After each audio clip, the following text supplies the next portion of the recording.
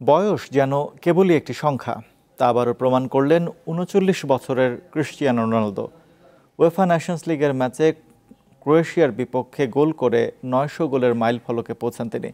ইতিহাসের প্রথম ফুটবলার হিসেবে অফিসিয়াল ম্যাচেই কীর্তি গড়লেন CR7।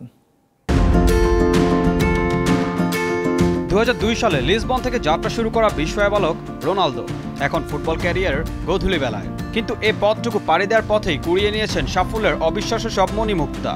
যে তালিকায় এবার যোগ হলো ক্যারিয়ারের ৯০০ গোলের দুর্দান্ত এক মাইল ফলকও। এমন দিনে নিজের স্মৃতি উদযাপন না করে আনন্দে মাটিতে লুটিয়ে পড়েন তিনি। ক্যারিয়ারে এখন পর্যন্ত ১২৩৬ ম্যাচ খেলেছেন ৩৯ বছর বয়সী CR7। জাতীয় দলের জার্সি গায়ে ১৩১ গোল করা রোনালদো ক্যারিয়ারে সবচেয়ে বেশি গোল করেছেন রিয়াল মাদ্রিদে থাকাকালীন। লা লিগার সফলতম ক্লাবের হয়ে রোনালদোর গোল ৪৫০টি। ২ মেয়াদে ম্যানচেস্টার ইউনাইটেডের হয়ে রোনালদোর গোল ১৪৫টি।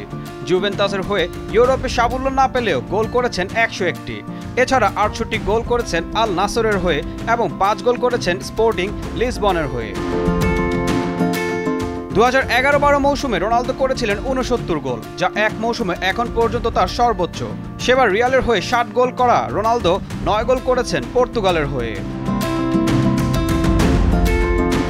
লা লিগায় সবচেয়ে বেশি সময় কাটিয়েছেন রোনালদো, ফলে এখানকার প্রতিপক্ষগুলোর বিপক্ষে যে তার গোল সংখ্যা বেশি হবে তা অনুমেয়। লা লিগার দলগুলোর মধ্যে গোল করায় রোনালদোর পছন্দের দল সেভিয়া। এই দলটির বিপক্ষে তার গোল ২৭টি। দ্বিতীয় পছন্দের প্রতিপক্ষ নগর প্রতিদ্বন্দ্বী আতলেটিকো মাদ্রিদ। তালিকায় আছে হেতাফে, সেল্তা ভিগো এবং চির প্রতিদ্বন্দ্বী বার্সেলোনাও।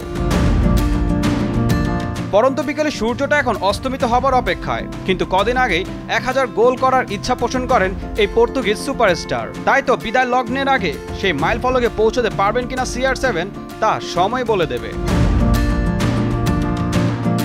ঈশান হাসান, দীপ্ত স্পোর্টস।